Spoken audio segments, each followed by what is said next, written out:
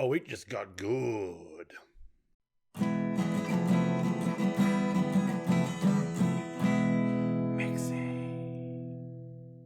Hello and welcome to The Expanse Season 1 Episode 3 review. Remember the Cant. So this episode begins with Holden's message playing on screens everywhere throughout Ceres, and it seems that it's stirring up a little bit of turmoil among the populace. Everyone on Ceres knows that Mars has attacked the Canterbury and blown it up. Then we move to Havelock meeting with I guess it's a prostitute, who knows, and she's teaching him how to communicate with the locals in their Ceres version of English/Chinese, I think it might be. Trying to teach him how to placate people by the looks of things. And then we head to a meeting in Star Helix where the captain is telling everyone that everyone knows about Mars and there's going to be unrest. So if they can find out whatever they can find out, that's their top priority. So Miller wants to know, what happened to Julie Mao, because she was on the Scopuli and it was part of the bait. So his captain's basically telling him, don't worry about it. She's no longer on the station, so we can report the investigation as completed.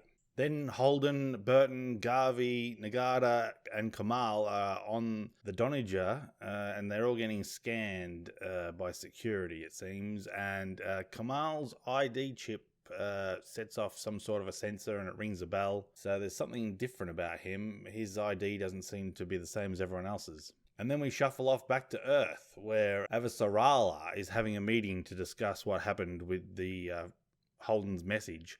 So they decide that because Ceres is the key to the belt, they need to work out what's going on quick smart. Earth basically needs proof that it was Mars before they can send ships to intercept the Donnager, because if they do it on a hunch, they're going to be in trouble.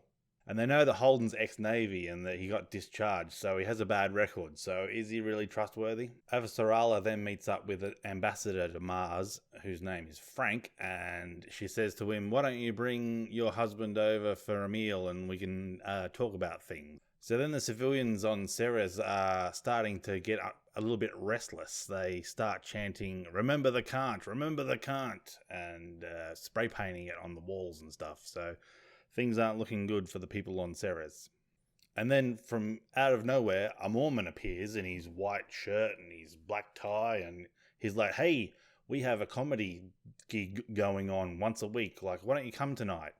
And Havelock's like, nah, I can't, but maybe next weekend, maybe next week. So then he's like, yeah, put my name down, and he gives them the captain of the Star Helix. And then back on the Donnager, they have this interrogator who sits them down at a table one at a time, and he takes these little pills that look like fish oil tablets, and he and then his pupils dilate and they get really big, and then he's interrogating them, and he's like asking them to keep their hands where he can see them. So he must be like checking out their vital signs or their pulse or their reactions or something. I don't know what's going on there. So he says to Holden, what are you doing on this ice ship? You're going out to get ice, you're coming back. You're going out to get ice, you're coming back. You're going out to get ice, you're coming back. And then you're going to Phoebe, and then you're coming back. And Holden's like, what? No, we never went to Phoebe. I don't know what Phoebe is. Like, it's some kind of a restricted space station by the sounds of things, maybe for research or development of military tech or something. I don't know. And then he says to Holden, like, do you know that your crewmate Nagata, she's an OPA agent? And he's like, what? And he's like, yeah, she's really smart, but she's on this ship that's a real piece of junk, and like, why would she waste her time on that when she could get a job other places? So then Miller goes out and starts looking through boxes at the docks looking for contraband. I think he's trying to get the dock workers riled up a bit so he can get some information about a guy called Anderson Dawes. I don't know who that is. I've never heard of him before. I've noticed this show really like 2 minutes here, 2 minutes there, 2 minutes here, 2 minutes there, back over here, now over there. It's a bit confusing sometimes to keep track of what's going on because they divide things up into little segments. So then we go to Avasarala's house, and she's having dinner with Franck, the Martian ambassador. And she tries to convince Franck that Mars is giving OPA stealth technology to help them fight a battle against the Earth so that Mars can take over Ceres. So now back on the Donnager, and Holden's been interrogated and being sent into a room where Kamal's in there. But Kamal's wearing like a weird military uniform. And he tells him that he used to be ex-Martian Navy, so they respect him enough to let him get cleaned up and put on a uniform. So they work out that basically they don't know anything about each other. So they don't know anything about their past or their education or anything like that. So they're like, they say that you're this, and I don't think you are, but how do I know? So I need some proof. And then they sort of realize that, we're being played off against each other here. So then Miller's at the docks again. There's a bit of a rough and tumble episode where a couple of dock workers refuse to let a Martian pilot refill his water tanks, so he won't have enough water to get home. So the dock workers are saying that the Martians killed the Cant, and then Miller's like, hey, break it up. You can't rough this guy up. That's against the law. And then this guy appears and he tells them, like, hey, if you act like animals, then you'll be treated like animals. Turns out that this is Anderson Dawes that Miller was looking for. So someone went and must have gone and got him. That was nice of them. So Miller has a bit of a chat to him, and they talk about what each other wants and what each other's trying to achieve. And it sounds like this Anderson Dawes guy is a bit of a freedom fighter, I guess. Sounds like he's trying to lead the people to become independent on Ceres. Belt. Shut up about the belt! So then Nagata's being interrogated on the Donnager, and the interviewer basically tells her, put your hands where I can see them. So she's all like cross-armed like this, and then she pulls out like this slowly, and I thought she was going to give him one of these. But no, she did some weird like that. Like, I don't know if she was like, maybe, I think it has to be below your waist for it to count as a punch in the arm. So then the interrogator tells Nagata that she doesn't really know any of the crew that she's working with, and she's like, I don't know, I know some of them. So then they say, did you know that Holden was the one who sent in the distress call? He reported it. And she's all like, but. So then after a while, you see that all of them have been interrogated, and they're all in the same room with Kamal and Holden. And they're all like, well, what did they say to you? Well, they told me this about you, and they told me that about this other person. And Shed's like, well, I told them everything, and I even made some stuff up. Like, I was like an open book to them. And then Shed says that they told him that Nagata's OPA, and he's like, I don't know. And then Burton says like, well, Shed, hate to break it to you, but they told me that you have fake medical degrees and that you also were on the Canterbury because you were trying to avoid drug dealers. Like, don't go trusting everything you hear. And then Shed's like, well, that's true. So, is Nagata an OPA officer? So the crew of the night, or the ex-Canterbury crew, start arguing and like, they told me this about you and you don't believe me. Why would you believe that? I'm a good person. And then Holden's just like, enough. They start roughing each other up and grabbing each other, and he's like, nah, that's it. And he screams to the sky. Well, I mean, it's probably the cameras, surveillance cameras, and he's like, that's it, I'll talk. Just get me the captain, and I'll talk to the captain. So then they come in basically immediately and remove him to go speak to the captain. So then we're back on Earth, and Mars is having a bit of a report given where they say that Mars was actually sending signals to check all their stealth facilities.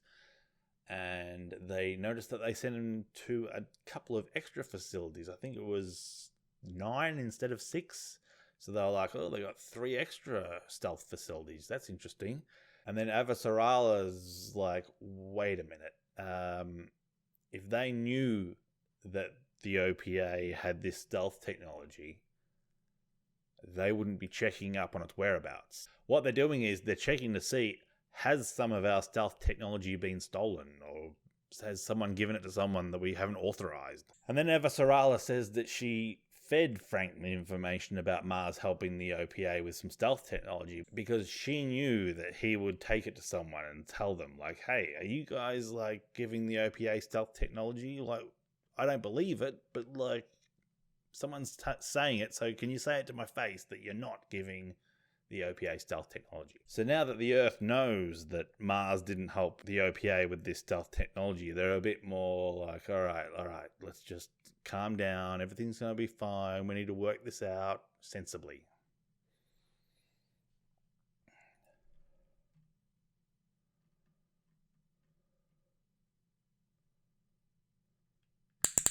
So then back on the Donnager, and Holden's been taken to the captain, and the captain wants to know if Holden is willing to tell everyone that Mars didn't destroy the Canterbury, which he's willing to recant his statement about the Canterbury being destroyed by Mars. But then Mars wants him to tell everyone that Nagata is a member of the OPA and that she blew up the Canterbury. So of course he refuses, and then they tie him to a chair and they basically say to him, listen, we've identified an unknown ship heading our way, and we think that it's someone from the OPA here to rescue Nagata. We can't identify the ship. It's not Earth's. It's not Mars. We don't know who it is. So you better make up your mind quick smart, because we don't know what's going to happen here. And then probably the funniest scene in the episode is Miller's in his apartment, and he's looking through his details about Julie Mao, and he's got the flight recording, or the navigation satellite recording of where the Scopuli went when it left Ceres. So it flew off in this direction, and, you know, and then it stopped. That's the last known location. So then he's like, computer, can you extrapolate all possible destinations from this point? And it basically goes, oh, and then 5 things come out and, like, swirl around, and some of them go backwards and some of them go off. And he's like, well, that's bloody useless. So then he's looking at some security camera footage of Mao on the docks, and it looks like the footage of the guy in episode 1 or 2, was it? Where the dockmaster said that he saw Julie get manhandled by some guy, but she basically knocked him down. He mistook her politeness for enthusiasm or something like that. So he's watching the footage, and she gets tackled from behind, and she, like, basically pulls his arm off and puts it behind his back, and then puts him on the ground, and then she just walks off, which is weird. Like, if some guy attacked you, you kind of maybe call the cops or beat him up or something, but she just sort of, whatever, you know, don't be an idiot, and walks off. And then he pauses on that scene, and I'm like, does he know that face? Is that someone that he knows? I don't know what's going on there. So it looks like he's trying to ID the attacker.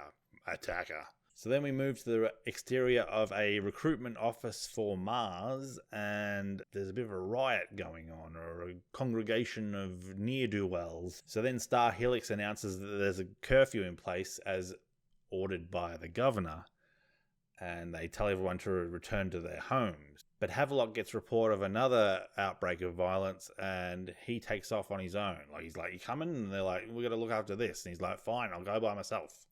And then Avasarala catches up with Franck, and he basically tells her that he's been kicked off of Mars. He says he loves Mars because Mars is trying to create a garden on a rock. And he says that that's basically the exact opposite of what they've done on Earth. They had a garden, and then they paved over it and turned it into a rock.